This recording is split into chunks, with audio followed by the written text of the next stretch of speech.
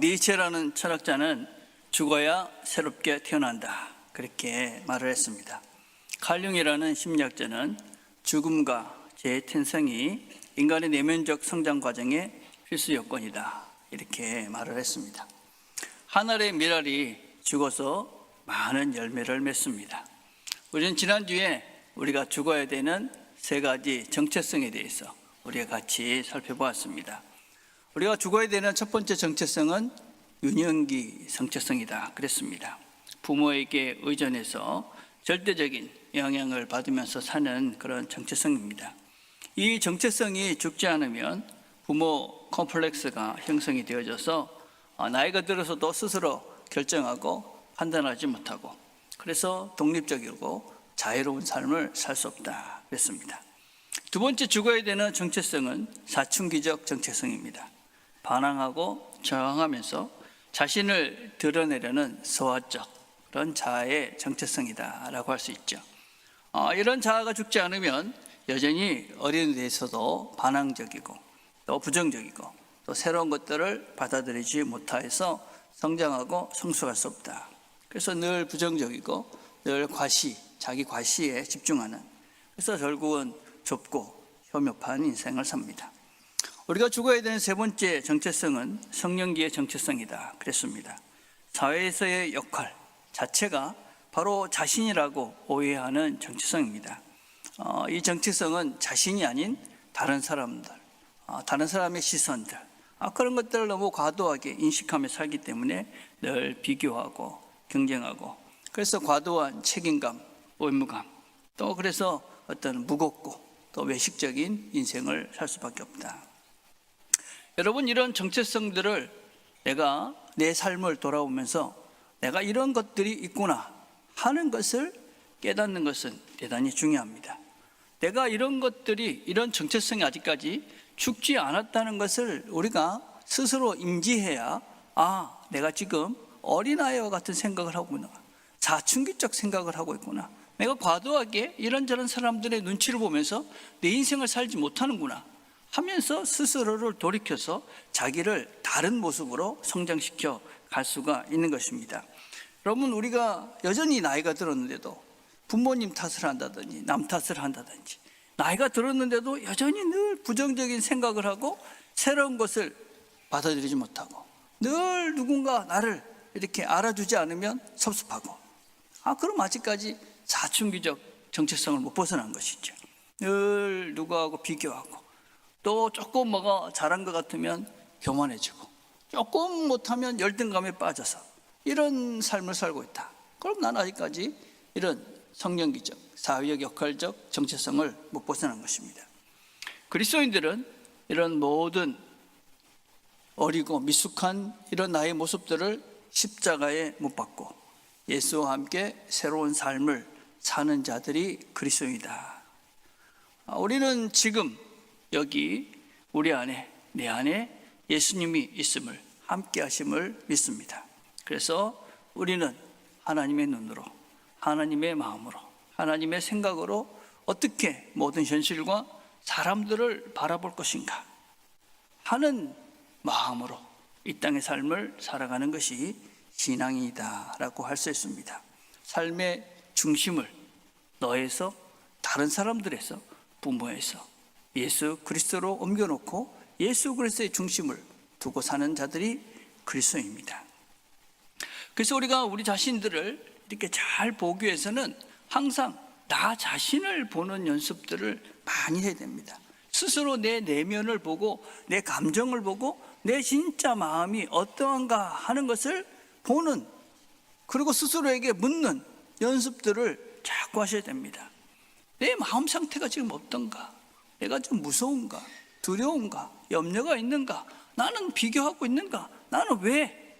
이래서 내 자신의 상태를 먼저 보는 훈련들 스스로에게 물어야 되는 거죠. 나는 정말 무엇을 하고 싶은가? 나는 지금 무엇으로 살고 있는가? 지금 나는 여기 왜 있는가?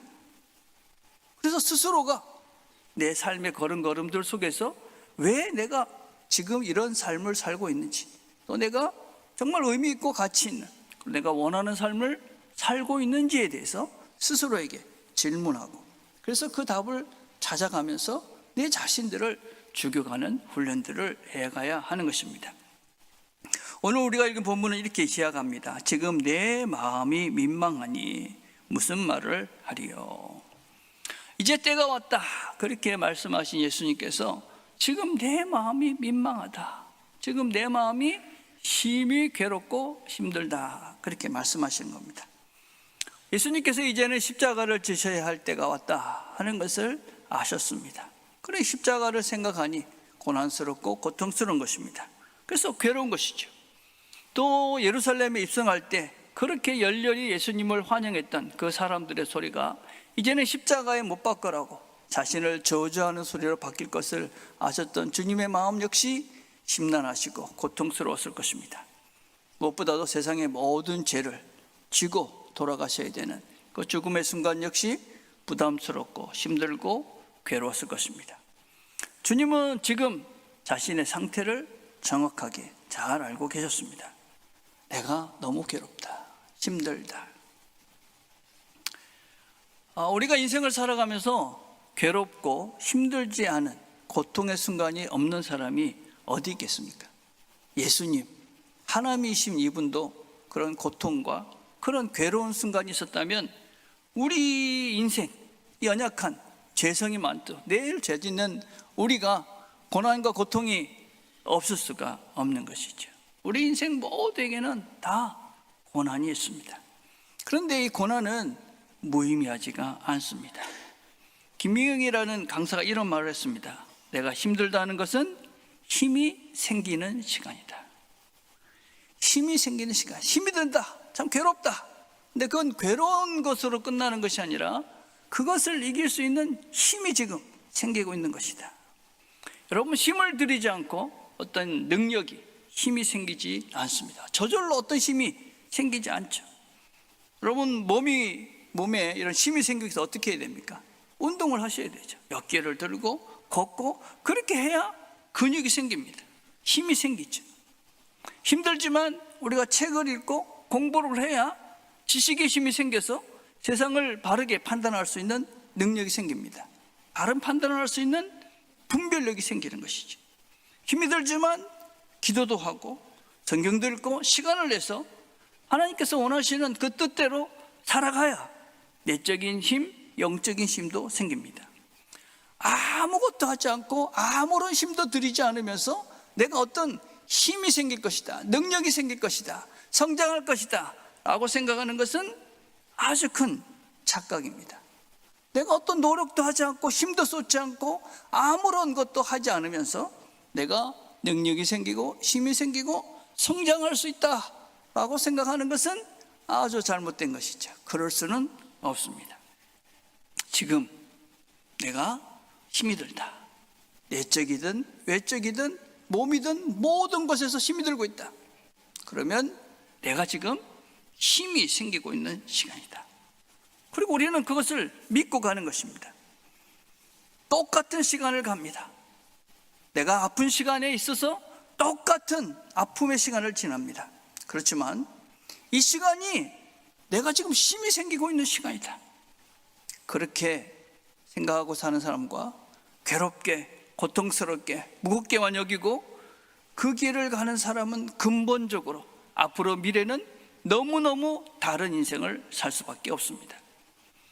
우리가 어떤 고통 속에서 힘을 얻는 이 순간, 이걸 우리가 회복 단련성이다 그렇게 이야기합니다. 아주 중요한 능력이죠. 우리가 힘들고 고난을 당하고 실패했을 때 다시 일어설 수 있는 회복 능력을 말합니다. 성경도 그래서 이렇게 말합니다. 환난은 인내를, 인내는 연단을, 연단은 소망을 이루는 줄 알미로다. 그래서 여러분, 우리가 당하는 어떤 어려움과 힘듦들은 우리로 하여금 인내라는 힘을 생기게 하고, 그리고 우리가 더 단단해지고, 그래서 영원한 소망을 가질 수 있는 그런 근거가 된다. 그래서 여러분, 우리가 단순한 고통이, 고난이 그냥 아픔 그 정도로 끝나는 것이 아니라 이것을 통해서 우리가 더 큰 믿음과 더 단단한 내면의 힘을 키워가는 그런 능력이다. 그래서 우리가 고난을 당할 때, 어려운 순간을 당할 때 이 시간이 나에게 성장의 기회다, 성숙의 기하다. 내가 더 단단해져 가고 있는 시간이다.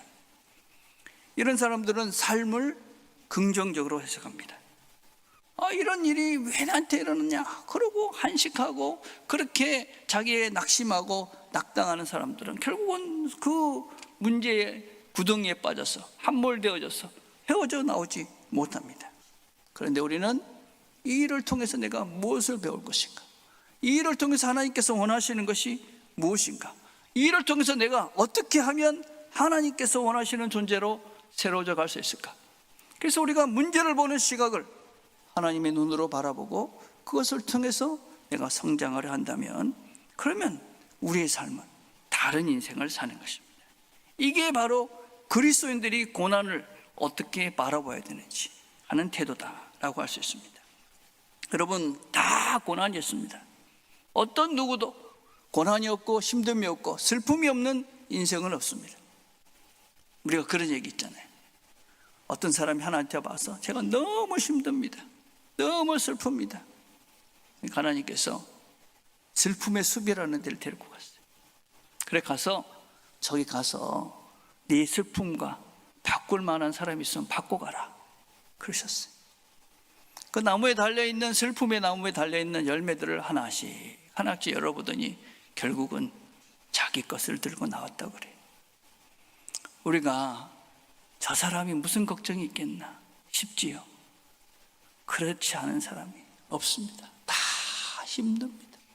다 힘들죠. 그게 인생입니다. 우리가 이렇게 인생이 고난이 아니다, 이 땅에서 뭔가 이렇게 행복하고 우리가 뭐 이렇게 즐거움을 누리며 살 수 있다 라고 인지하기 시작한 것은 얼마 되지 않습니다. 인생은 원래 고해인 것이죠. 그러나 그 고해 속에서 하나님과 내가 함께하며 이 길을 걸어가며, 그러면서 우리가 새로운 존재로 새로운 소망을 가지고 영원한 나라를 꿈꾸며 사는 자들이 그리스도이다 라고 할 수 있습니다. 여러분, 그래서 이런 고난이 우리를 어디로 이끌어 갑니까? 아버지여, 나를 구원하여 이때를 면하게 하여 주옵소서. 아버지여, 내 마음이 너무 괴롭습니다. 아버지여, 나를 구원하여 주십시오. 이때를 면하여 주십시오. 여러분, 아버지를 간절히 부르시는 그 예수님의 마음이 느껴지십니까? 우리가 인생을 살면서도 이렇게 간절히 아버지, 하나님 도와주십시오 그렇게 부르짖을 때가 있지 않았습니까? 여러분, 우리 하나님은 어떤 분이십니까? 이런 힘든 아들이 기꺼이 찾아가서 아버지, 내가 이렇게 힘듭니다. 저는 이런 아버지가 됐으면 좋겠다 하는 소망이 있습니다. 우리 자녀가 참 힘들 때 아버지, 내가 너무 힘들어 이렇게 찾아올 수 있는 아버지, 어머니, 그게 부모가 되어야 되는 것이죠. 힘들 때 찾아갈 수 있는 아버지가 있다, 부모가 있다, 너무 감사한 것이죠. 하나님께서, 예수님께서 그 고통스러운 그 순간에 아버지 하고 찾아간 그 하나님, 그 하나님은 우리의 아버지가 되시기도 하죠. 우리는 뭐라고 고백을 하고 있습니까? 전능하사 천지를 만드신 하나님 아버지를 내가 믿습니다. 우리가 누구냐? 우리는 천지를 만드신, 이 모든 것들을 만드신 하나님, 그분을 아버지라고 부르는 하나님의 자녀들이다. 그것이 바로 우리의 정체성입니다. 우리의 정체성. 우리는 하나님 아버지의 아들들이고 자녀들입니다. 그래서 우리가 그 힘들고 어려울 때 아버지 하고 하나님께 나아가는 것이지. 여러분, 이 힘든 순간들이 있지 않습니까? 전능하사 천지를 만드신 그 하나님이 우리의 아버지가 되십니다. 그분께 나가서 기도하시길 바랍니다. 아버지, 나를 구원하여 이때를 면하게 하여 주옵소서. 여러분, 이런 기도를 주님께서는 다른 복음서에 보면 3번이나 간절히 기도했다고 기록하고 있습니다. 이르시되 아버지여, 만일 아버지의 뜻이거든 이 잔을 내게서 옮기시옵소서. 예수께서 힘쓰고 애써 더욱 간절히 기도하시니 땀이 땅에 떨어지는 핏방울 같이 되었더라. 이게 너무 힘듭니다, 하나님. 그러니 이걸 좀 면하게 해주십시오. 그렇게 땀방울이 핏방울 같이 그렇게 간절히 기도합니다. 우리가 힘든 순간, 고난의 순간, 정말 가슴을 쪼이며 녹아내리는 것 같은 애달픈 기도를 들을 때 그 고통이 속히 지나가기를 면하면서 기도할 때가 있습니다. 여러분, 기도하십시오. 하나님께서 힘을 주실 것입니다. 하나님께서 이길 수 있도록, 넘어갈 수 있도록, 우리가 이 모든 것들을 승리할 수 있도록 우리에게 힘을 주십니다. 그분이 우리 하나님이시죠. 근데 주님은 그렇게 간절히 기도하시고 어떻게 기도하십니까? 그러나, 여러분, 이 그러나가 정말 중요합니다. 내가 이를 위하여 이때에 왔나이다. 우리가 기도하면서 넘어가고 뚫고 가야 되는 믿음입니다.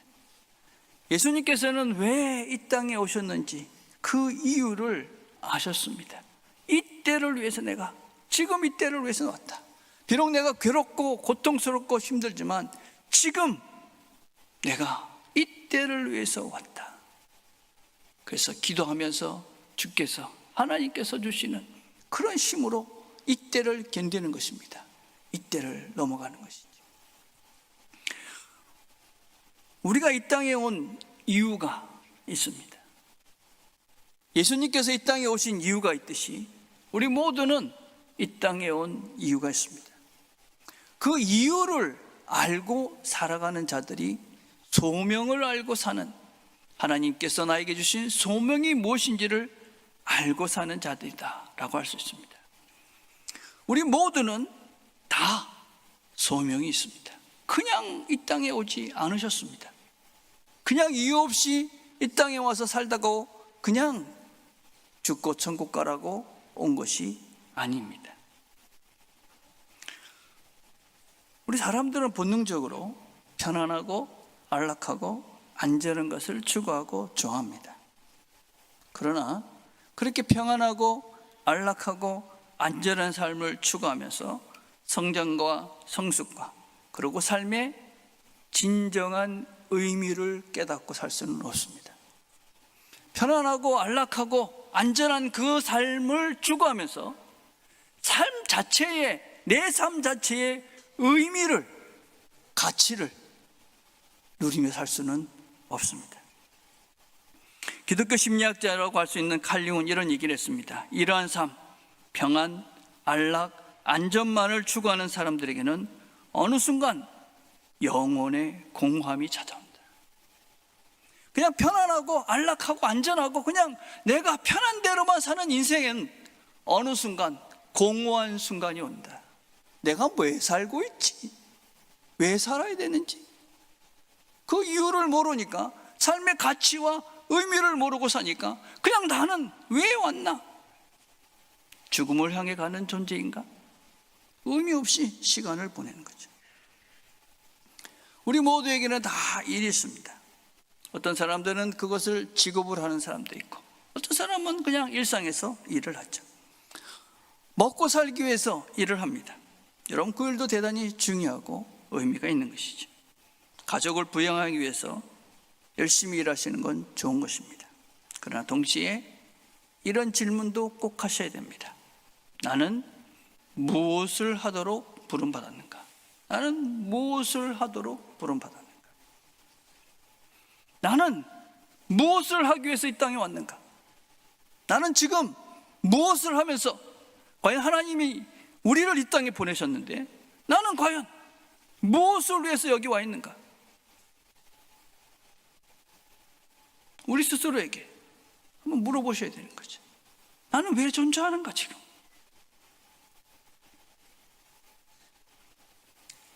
제가 아는 목사님 아들은 캠브리지 의대를 졸업하고 영국에서 의사가 됐습니다. 근데 이 친구는 의사로 일하는 것은 일주일에 하루를 일하고 5일은 그린피스라는 곳에 가서 환경운동을 합니다. 사람을 살리는 의사일도 참 중요하지만 자신의 소명은 환경운동, 지구를 살리는 것이 더 의미 있는 일이다, 이렇게 생각하고 의사일은 하루밖에 안 하고 5일 동안은 그린피스라는 환경운동에 가서 운동을 합니다. 플로킹이라는 말이 있습니다. 플래카업이라는 말과 조깅이라는 말이 합해진 말입니다. 뛰면서 휴지를 줍는, 그래서 이 환경을 보호하는 그런 일을 열심히 하시는 분도 있습니다. 여러분, 우리 동네에도 있습니다. 아침에 산책을 하다 보면 열심히 뛰시면서 휴지를 곳곳에서 주워서 한 목다리를 들고 가시는 분이 계십니다. 우리의 삶을 의미 있고 활기차기 위해서는 열정과 소명이 있어야 됩니다. 내가 왜 사는가 하는 이유입니다. 우리가 삶을 살면서 무슨 열정이 생길 수가 있습니다. 그러나 그 열정이 지속되기는 어렵습니다. 그러나 소명은 다릅니다. 소명, 하나님께서 나를 이 일을 위해서 부르셨구나. 그러면 인생 전부가, 전체가 의미 있고 열심히 살게 합니다. 저는 목회를 한 지가 이제 40년이 다 돼갑니다. 1986년부터 제가 교육전도사로 사역을 시작했습니다. 내년 되면 이제 거의 다 40년이 다 돼갑니다. 근데 제가 목회를 하면서 지루하다, 아니면 무의미하다, 그렇게 시간을 보낸 건 거의 없었던 것 같습니다. 40년 동안 적지 않은 어려움도 있었고 내 자신에게도 뭔가 실망스러운 부분들도 있었습니다. 그런데 이 일은 소명이다, 하나님이 나에게 주신 일이고 이 일은 아무리 생각해봐도 가치 있고 의미 있는 일이다, 영혼을 이어주는 정말 의미 있는 일이다. 그래서 비록 모이는 사람이 몇 명 되지 않는 그런 곳에 목회도 해봤고 사람들이 많이 모인 곳에서 해봤지만 여전히 몇 명 모여도 그것이 의미 있는 일이다, 그런 확신이 있기 때문에 지금까지 설교하고 성경 공부하고 또 사랑하면서 목회를 하고 있습니다. 여러분들은 어떤 소명을 가지고 지금까지 살아오셨습니까?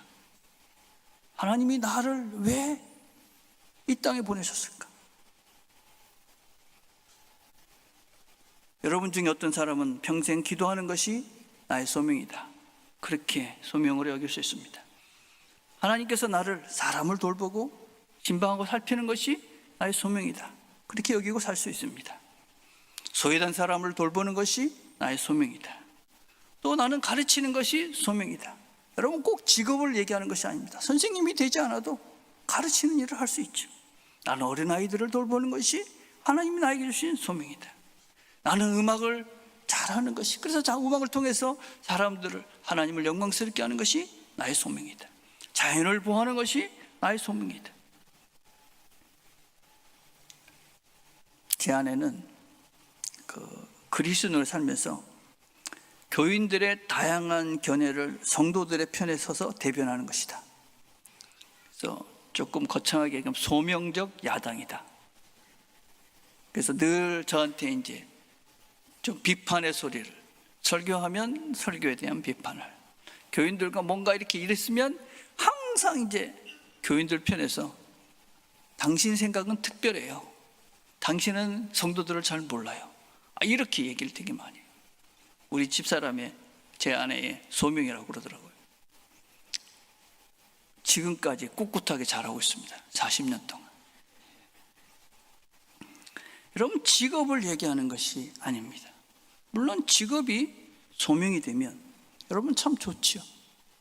그러나 그것 말고 여러분이 이 땅에 오신 이유, 하나님이 나 왜 이 땅에 보내셨을까? 나는 지금 무엇을 위해서 이 땅에 있는가? 그걸 스스로에게 물어보셔야 됩니다. 그래야 내 인생이 하루를 살아도 열흘을 살아도 가치 있고 의미 있고, 그래서 내가 이 땅에 있는 존재 이유, 존재 가치, 나를 내 스스로가 만족하고 하나님이 기뻐하는 인생을 살 수가 있는 것입니다. 주님께서는 자신의 소명을 분명히 아셨습니다. 그러나 이때를 위해서 내가 왔나이다. 아버지여, 아버지의 이름을 영광스럽게 하옵소서. 예수님께서는 지금 그 일을 하시는 것이, 예수님께서 십자가를 지시는 그 일을 하는 것이 하나님께서 자신에게 주시는 일임을 알았고 하나님 아버지께 영광을 돌리는 삶인 것을 그는 분명히 아셨습니다. 예수님께서 자신의 소명을, 하나님이 보내신 그 일을 감당하는 것이 하나님께 영광을 돌리는 것입니다. 우리도 마찬가지입니다. 여러분. 하나님께 영광을 돌리는 삶이 무엇이냐? 하나님께 영광을 돌리는 삶이 무엇이냐? 그것은 무엇이냐면 하나님께서 나에게 주신 그 소명을 이루어갈 때 하나님께 영광이 됩니다. 여러분이 무슨 공부를 잘해서 또 무슨 이름이 날려서 뭘 성공해서 하나님께 영광이 되는 것이 아닙니다. 하나님께서 나에게 주신 그 일을 내가 기꺼이 감당할 때 그때 하나님께 영광이 되는 것입니다. 그것은 보이지 않는 것일 수 있습니다. 아무도 모르는 것일 수 있습니다. 그러나 분명히 하나님은 아시고 하나님은 영광을 거두십니다. 우리가 하나님 나라 갈 때 하나님께서 기억하시고, 그래, 내가 너의 삶을 통해 영광을 거뒀다, 그렇게 말씀하시는 것이죠. 우리에게 주신 소명을 찾아보십시오. 이 나이에 무슨 소명? 그렇지 않습니다. 여러분. 우리에게 생명을 주셨다는 것은 지금 여전히 나에게 하나님께서 기대하는 그 무엇이 있다는 증거인 것이죠. 우리가 숨쉬는 순간순간마다 나에게 기대하시는 하나님의 뜻이 있다. 그렇게 기도하니까 하늘에서 음성이 들립니다. 아버지여, 아버지 이름을 영광스럽게 하옵소서 하시니, 하늘에서 소리가 나서 가로되 내가 이미 영광스럽게 하였고 또다시 영광스럽게 하리라. 여러분, 기도는 하나님의 뜻을 깨닫게 되는 통로입니다.